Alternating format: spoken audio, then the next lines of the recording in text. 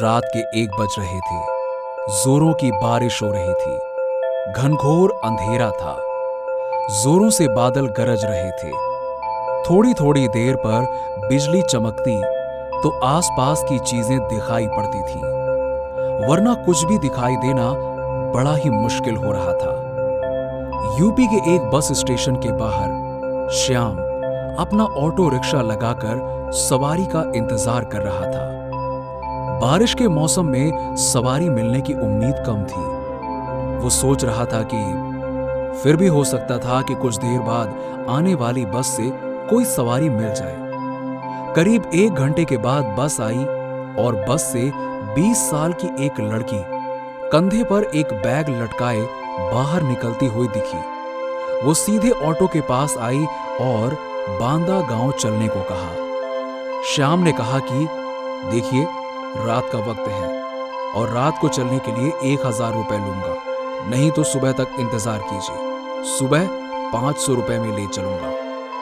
तभी लड़की बोली, ये लो 500 रुपए, बाकी वहां पहुंचकर दे दूंगी, और ऑटो में बैठ गई। श्याम ने ऑटो स्टार्ट किया और करीब 1 घंटे बाद एक मकान के बाहर लड़की ने गाड़ी रुकवाई और घर से पैसे लाने की बात कहकर अंदर चली गई। काफी देर तक नहीं लौटी तो श्याम अकेले बैठे बैठे परेशान हो गया। फिर उसने घर का दरवाजा खटखटाना शुरू किया।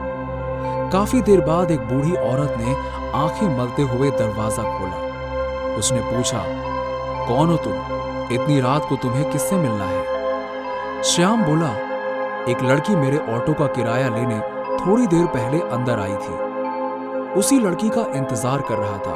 उसने मेरा पूरा किराया नहीं दिया। बूढ़ी औरत ने बड़े आश्चर्य से उसकी ओर देखा और बोली, यहां तो कोई लड़की नहीं रहती, मैं अकेली रहती हूं।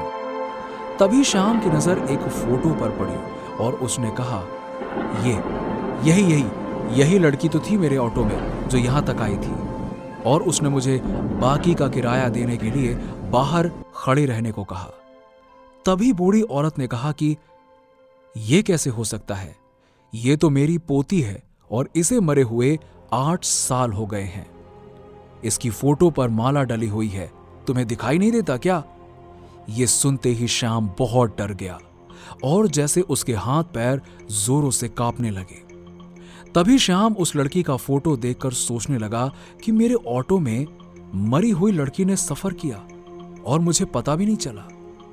उसी वक्त श्याम जल्दी से अपने ऑटो की तरफ भागा तो उसने क्या देखा कि उसकी सीट पर बाकी के 500 रुपए रखे हुए थे। श्याम ने अपने सर का पसीना पोंछते हुए सीट पर देखा, कहीं वही लड़की तो नहीं बैठी है। वहां कोई भी नहीं था। तभी तेज हवा चलने लगी और श्याम को ऐसा महसूस हो रहा था कि वो लड़की उसके आसपास ही घूम रही है। श्याम भगवान का नाम लेते हुए जल्दी से अपनी गाड़ी स्टार्ट करता है और वहां से चला गया, और उस दिन के बाद से कभी भी रात को ऑटो ना चलाने का फैसला किया।